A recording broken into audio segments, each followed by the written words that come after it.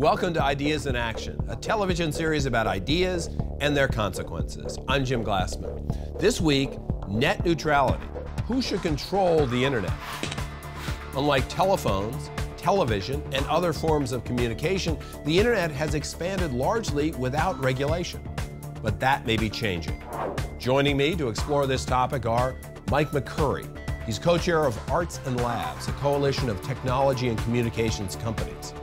Craig Aaron. He's the managing director of Free Press, where he leads their programs, advocacy, and public education work. And Cecilia Kang. She is the national technology reporter for the Washington Post. The topic this week, net neutrality.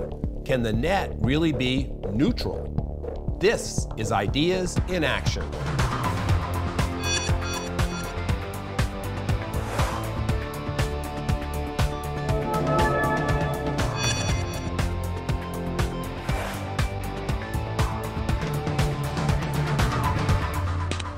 Funding for Ideas in Action is provided by Investors Business Daily. Every stock market cycle is led by America's never-ending stream of innovative new companies and inventions. Investors Business Daily helps investors find these new leaders as they emerge. More information is available at investors.com. Over the past decade, the internet has grown enormously, changing the lives of Americans. Companies that provide the pipelines for internet access may be running out of space or bandwidth on their networks as the use of internet video increases. Many people and businesses now worry that these companies will limit their access to the internet in a way that it's never been limited before. How to resolve this issue is a high-stakes Washington question with billions of dollars and some very important principles like free speech and free enterprise at stake. Craig, what's a brief definition of net neutrality? Well, net neutrality is the fundamental principle that's been part of the internet since its inception. And basically it says when you go online, you can go wherever you want, do whatever you want, download whatever you want, and it's not up to your phone or cable company to decide which websites work and which don't. Very simply, net neutrality means no discrimination. So, Mike, so what's wrong with that? Nothing. I think that most people would agree that that's the we principle. all go home? We can go home now. The question is, how do you enforce those principles? And I think that's where the debate begins. It's what's the role of government, what's the role of the private sector, what do companies need to do to have in place so that they can get some return on the investment they make to make all these wonderful things happen that we want to see happen on the internet. And that's where the debate gets a little more tricky. So, Cecilia, what is the argument that's going on in Washington now from kind of a regulatory point of view? Sure. On net neutrality, things have become more complicated, particularly as the internet has become available on more platforms. So more questions emerge. Should net neutrality and the idea of a federal regulatory body imposing rules also apply to your cell phone? And what applications you can download? What is the role of the federal government at all in enforcing rules or creating rules on how the next big communications medium for our generation going forward, which is the internet, what should the role of the federal government be? And these are really tricky questions, and the details can mean a lot, not only for the consumer, but also for businesses. They have a lot of money at stake. Craig, you would agree that there is more and more use of bandwidth, the stuff on which the internet travels. And at some point, it becomes quite limited. It's a scarce commodity. It's not like everybody can use it for whatever they want. So somebody's got to make a decision about how this scarce commodity is allocated. And what about the notion that the companies who actually own it should be able to have a say in making those decisions? Well, I think the problem is companies abusing their role. We have companies that bring that internet pipe into your home, and certainly bandwidth maybe at certain times is scarce, but we're seeing every few years a lot more bandwidth and a lot more usage, but so far our bandwidth hasn't been able to meet that usage. So what I'd like to see encouraged is investment in that bandwidth. We don't want to see companies trying to profit from that scarcity. So Verizon can't decide, well, I'm going to block internet phone calls. I've decided that's too much bandwidth. And Comcast can't say, well, here comes a new independent video service. Well, we've decided we're going to block that because, well, it's too much traffic and it just happens to compete with what we're doing. So, and are they doing that now? Well, there certainly have been examples. For example, Comcast was caught interfering with lawful file sharing traffic called BitTorrent. They were actually caught blocking those transmissions, actually impersonating their own customers to disconnect people who are trying to share things in the public domain. But what happened in that case? Well, you're going to be hard-pressed to find other instances. Now, BitTorrent is also the source of a lot of illegal trafficking, which is one of the things clogging the internet. But I want to go back to that fundamental point. Is there really any harm being done here? Is there any real problem that requires the federal government to step in an unprecedented way to begin to regulate traffic? And so the question is, if we're going to shape traffic, who should be in charge of running that? Can the federal government really make those kinds of decisions? I don't think it's capable of doing that. Well, what the federal government can do is they can ensure that consumers are in charge of those decisions, and that consumers can decide if they think certain kinds of things should be prioritized or others shouldn't, and that's where that should rest. I fully agree. We need the watchdog on the beat to hold these companies accountable. I fully agree, but shouldn't a consumer be willing to sort of say, look, I want to pay for a better quality of service. I care about what kind of videos I get, or I do a lot of gaming and I do that kind of work on the internet. I don't just use it to go to websites and send email. So why shouldn't I be allowed as a consumer to pay a premium to get a better quality of service like that? What's wrong with that? I think you can already do that as a consumer, and you will continue to be able to do it. Well, the problem actually, that would not be legal. That would not be legal. That's not true. I want to bring Cecilia into this, but just let me add one thing to what Mike was saying. What about the providers themselves?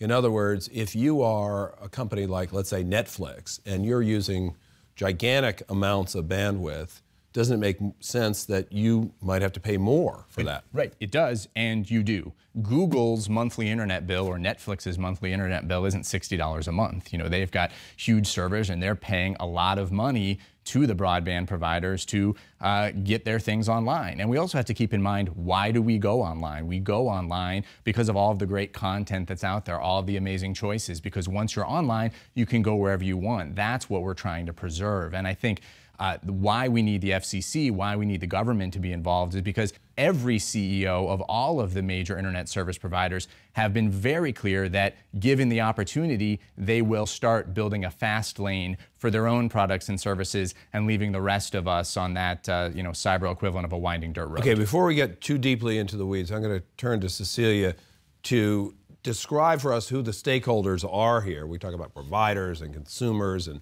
the FCC. I mean, what's going on here? What's the argument about? I think you've named, actually, you touched on the big ones. This is the argument actually is at the intersection of consumer use and issues.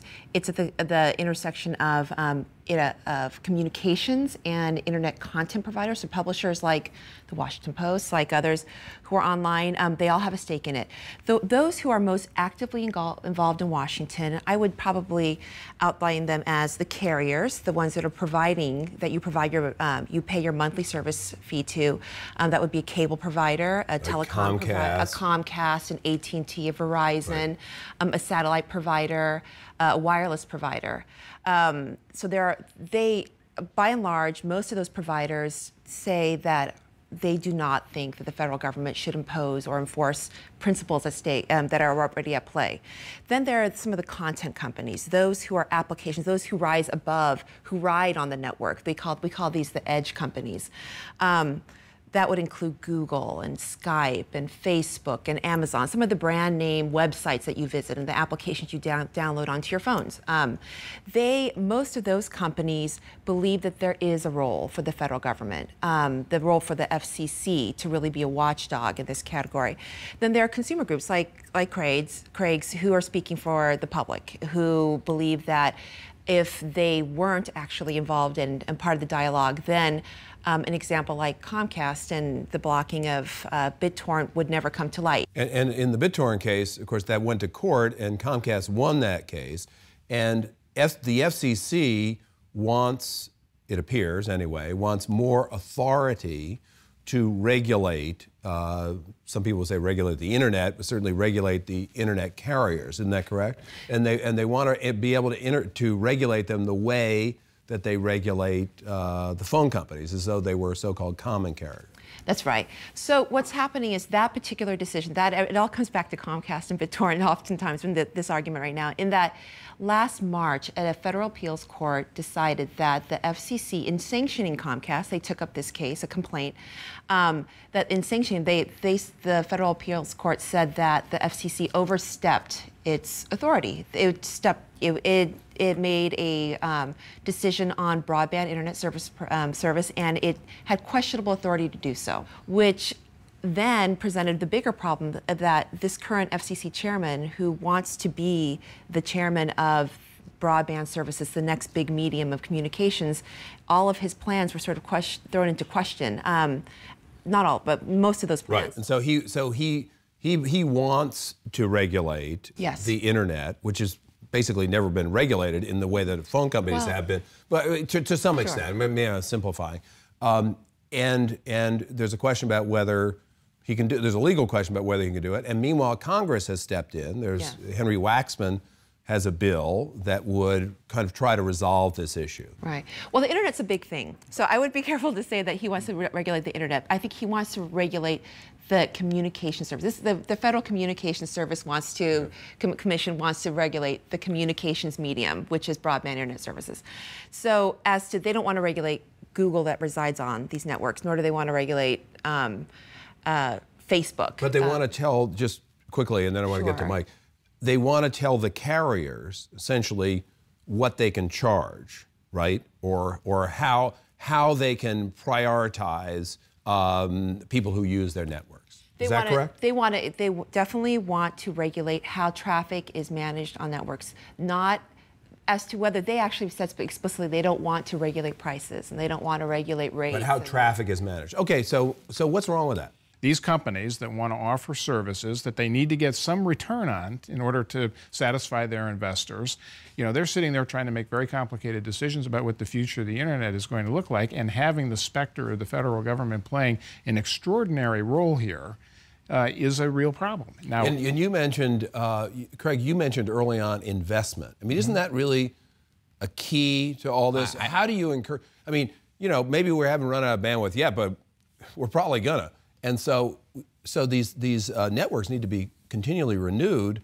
Who's going to do that? Well, first of all, let's not cry too much over how much money the phone and cable companies are making. They're doing quite well for themselves. Second of all, if your concern is investment, then I think what you would want is an even playing field for everyone, where we're actually encouraging competition and new players to enter the field. That's what net neutrality has enabled. Net neutrality is not a new thing. Net neutrality has been the rules of the road since the internet started, and it's what ensures all that innovation gets pushed out to the edges. So if you're a guy out there in a garage and you've got a good idea, you have the opportunity to be that next Google, because thanks to net neutrality, when you can get online, if you've got the best idea, if you've got the best product, you can find your audience. I think the other thing to keep in mind, a little historical lesson in terms of what's going on in the FCC, is that they gave up their own authority. Broadband internet had always been regulated under Title II of the Communications Act.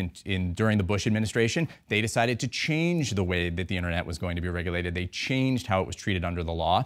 That was a case that went all the way to the Supreme Court. The Supreme Court ruled, hey, it's up to the FCC to decide. Just one point here. I think this is a really important part of the debate, because Craig said something interesting. He says the innovation, the creativity, the economic dynamism of the internet is out there on the edge. He used that phrase.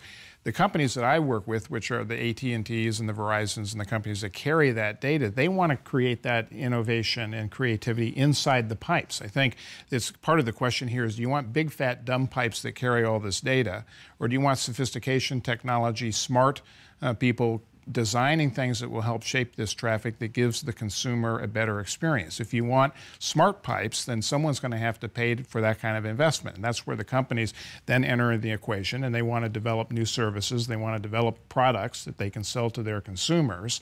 And I think the standard, maybe what we need to look for here, is no one should be harmed. The idea that someone gets relegated to some dirt road on the internet is not a fair characterization, because what these companies would say is, look, we're going to provide you a better experience. We'll also maybe offer a premium to people who want a guaranteed quality of service, but we're not going to harm anyone in that process. So if there's no harm to the consumer, why not let these companies make those kinds of investments, make those kinds of products available? You do that in, there are many other industries, obviously, where there's an example. You can either take a nonstop flight or a flight that stops somewhere.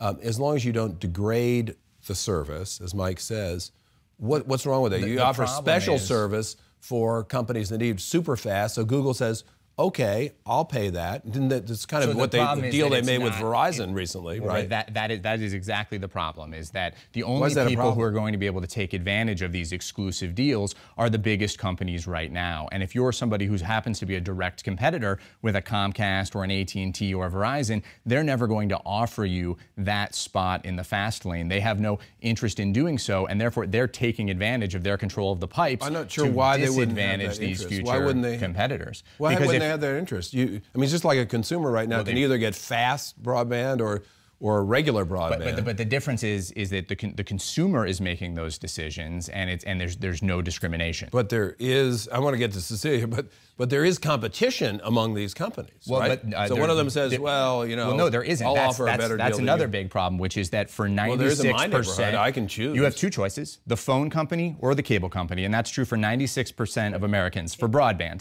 And if you don't like those choices, they've both said, if the FCC doesn't stop us, we're going to discriminate, we're going to interfere. So that leaves consumers nowhere else to turn, which is exactly why they need the FCC to provide these very light rules of the road to protect all consumers, to protect all the competitors, and make sure the internet continues to prosper and continues to develop in the way that it has. Mike, and then first of all, putting the internet under Title II, I don't want to get technical here, but that is not a light touch regulation. That is really kind of the thermonuclear bomb of regulation. It is exactly the kind of thing that would allow some future FCC to come in and regulate prices and regulate aspects of the internet that are not broken. I mean, the other real problem is here, what is the problem that we're trying to solve using the tool of government here? Because there really isn't a problem. You're projecting that maybe some things are going to happen in the future. I'm a Democrat. I believe in using the tool of government wisely and prudently, but you're handing a job to the government here that the government's never going to be able to do. The FCC couldn't possibly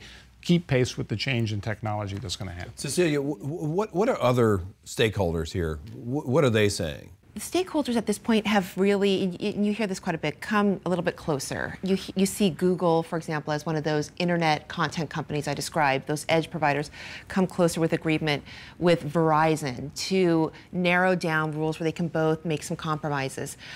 Google and Verizon both got a lot of heat for this agreement that they made, in that they excluded any sort of rules or a regulation over or any for the ability of a watchdog to enforce rules over your cell phone, for example. And that's a big deal because everything's heading towards wireless at this point. The idea of that Google could perhaps, and they say they won't, but Google could perhaps cut a deal with Verizon to, be on this fast lane that Craig and Mike are describing, doesn't sit well for maybe other competitors of Google's. So I think the parties, the constituents, are sort of coming closer. But in honesty, and I'd love to hear your point of this, your thoughts on this. It's difficult to see the FCC today enforcing rules, creating rules. It's difficult to see Congress doing that, given the House turning, and it's difficult for the FCC because they would probably have to reclassify, and what Mike just described, which is something that's faced a lot of resistance. So. So just really quickly, what is reclassifying, just so everyone knows? Reclassifying is, just as you described actually, making broadband a telecommunications service, a common carrier service. And what frightens Mike and his clients and his constituents is the idea that, okay, you may promise to classify us as a common carrier telecommunications service that have lots of different rules under us, and you may promise to repeal a lot of those rules, but who's to say that some of those rules will actually get repealed or won't be put back into place, or what have you. So that's what frightens. It feels like it's straight under the FCC's jurisdiction in this field that's fast moving and changing. Though folks like Craig and other constituents would say that's precisely why, because the broadband internet's become so important, why it should be classified. So there's another thing that's changing here as well. President Obama got elected with, I think, a certain amount of obligation to people like you toward net neutrality. And yet, there's a big problem with the economy right now. And I don't know whether people in the administration are saying this, but certainly there's a lot of concern that investment, in fact, will slow down or will stop, and it'll hurt jobs. And isn't that one of the reasons that it appears anyway, the FCC and maybe even the administration is going slow on this? Well, President Obama did promise to take a backseat to no one on net neutrality. Over a year ago, Chairman Janikowski gave a big speech at the Brookings Institution promising to deliver on the president's pledge, and it hasn't happened yet. But I think all of these concerns about how net neutrality is going to impact the economy and jobs have been drummed up by folks like Mike, who are trying to sow fear and uncertainty into this debate. And what we've seen is, I can't think of a better economic engine than the internet, an internet that has largely operated under net neutrality protections since its start, or the principle of net neutrality. We want to make sure that that continues. So if your concern is investment, your concern is new jobs, your concern is new businesses, net neutrality is what we should be doing right now. Mike, what would you accept, or what would the carriers accept as far as the kinds of rules or agreements that could be made about access? Well, look, obviously I can't negotiate on their behalf here, but I think as a matter of principle, they would take a lot of what you've said about the principles of net neutrality that have been in place, that there shouldn't be active degrading of someone's experience on the internet, that everyone ought to have access to the content that they want to get there. They ought to be able to use devices that they want to use on the internet. I think the question is, how do you enforce that and how do you regulate that? And I think you were right that common sense was moving this in the direction where people were going to basically agree to a compromise. There are some outliers in the debate, in which I would frankly put Greg's group in that outlier group, that are being adamant, saying, no, the chairman has to go ahead and pull the trigger on this real heavy-handed approach to using the tool of government. What about the issue that Craig raised early on as far as discrimination is concerned? Say Verizon is in the business of selling movie downloads, and they put their own service in a superior position to a competitor like Netflix. Is that fair? I think that. I mean, should that be prohibited by law? I think that has to be part of the conversation. What is the nature of exclusivity? I think this is the real question. Can you exclusively put services on your network and deny other people access? I think there is probably a place where people would agree that no, that should not be allowed. That's something that the FCC ought to be vigilant about and ought to regulate. And I'm not speaking, believe me, not speaking for large parts of the industry that would have an issue with that, but I think there is a common sense place that you could get to. So let me ask Craig, there are problems with reclassification. There could be a lawsuit. It's maybe difficult to do politically. What about this idea that Henry Waxman has, where he's brought the parties together, I think anyway, and come up with some kind of a bill, and it may not be his bill, but can this be settled by law rather than by regulatory fiat? Well, I think that Congress definitely has a role to play here. I mean, Henry Waxman has not introduced any legislation. There were a lot of discussions of a bill that was apparently circulating in the House of Representatives. I think the question becomes, what's in that bill? And for now, internet users are unprotected. So the FCC, I think, has the responsibility to protect the public, to establish the rules of the road. They certainly have the power. If Congress wants to take a more deliberative approach, if they want to go back and look at the laws, I think there's a place for Congress as well. But the responsibility right now rests with the FCC. And if in the next Congress or the Congress after that, they want to get serious about looking at updating the laws, our Telecommunications Act, I think they absolutely should. What I don't think they should be trying to do is rush in a sort of last-minute forced compromise that potentially leaves the internet in worse shape, leaves wireless internet unprotected, and really strips the FCC of their rulemaking authority. I think that would be a grave mistake by the Congress, and really a mistake, something they shouldn't do.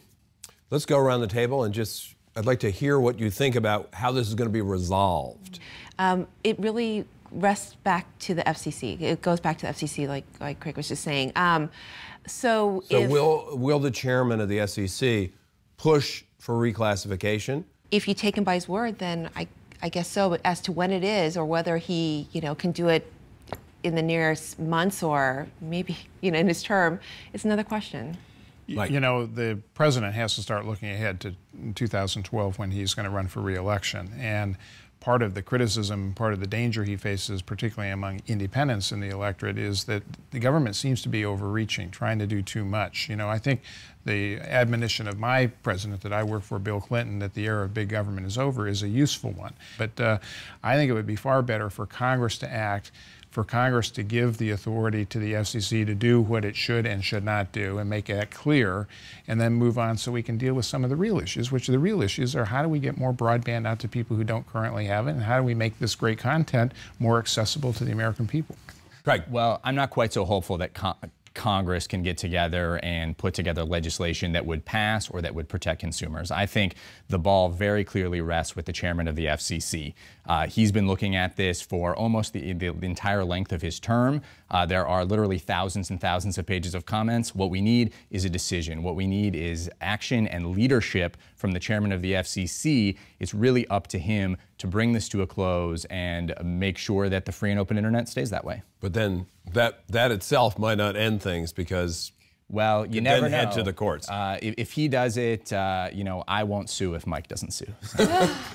Okay, on that note, heard it here. Thank you, Craig. Thanks. And thank you, Cecilia, and thank you, Mike. Before we go, I want to remind viewers that you can catch Ideas in Action whenever and wherever you choose. To watch complete shows, just go to our website, ideasinactiontv.com, or download a podcast from the iTunes Store. That's it for this week's Ideas in Action. I'm Jim Glassman. Thanks for watching.